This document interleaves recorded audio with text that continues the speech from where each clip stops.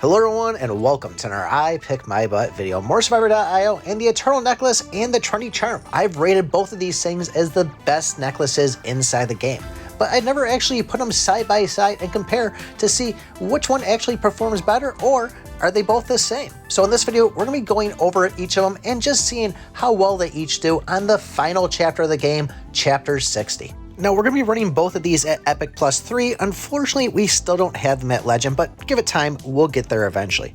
And Eternal Necklace, we all know the big stats behind that is the increase of attack. You see it there, a total of plus 40% on it. And then the other stats we're going to have are the higher the target's hit points, the more damage dealt, and then deals more damage to enemies with full HP. So those are kind of the perks of the Eternal. It's a damage puncher. It's just going to go and wreck anything that stands inside your way.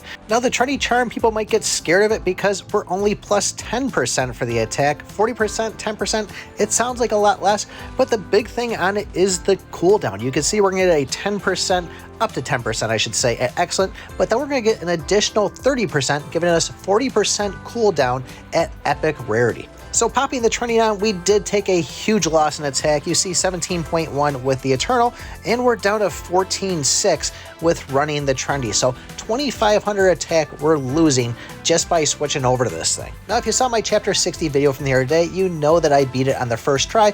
Wasn't anything too difficult. Yes, bosses were tanky, but still, I didn't really have too much trouble besides having to run from the mobs.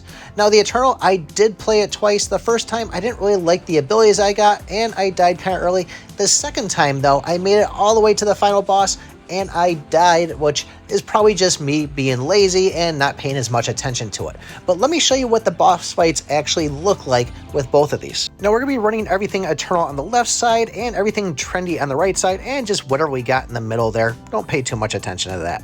But at any rate, we ran on the Eternal and beat the first boss in about 27 seconds, and then the Trendy was 29 seconds. Now, the second boss really wasn't that fair because the Eternal one, we had the Destroyer already, and the other one, we just still had Drone A and Drone B. But 43 seconds on the Eternal side with that Destroyer, and then 51 seconds without the Destroyer. But when it came to the final boss, even though I ended up dying with the Trendy Charm, the amount of attack and damage I took the boss down to was the same as the Eternal Necklace, but it was 13 seconds quicker to get to that point with the Trendy Charm. So how is this possible? Well, at the 13-minute mark, that's where I started running with the Eternal Necklace because I could not do anything with the mobs. I was just getting swarmed by them, and I was looking for whatever opening I could.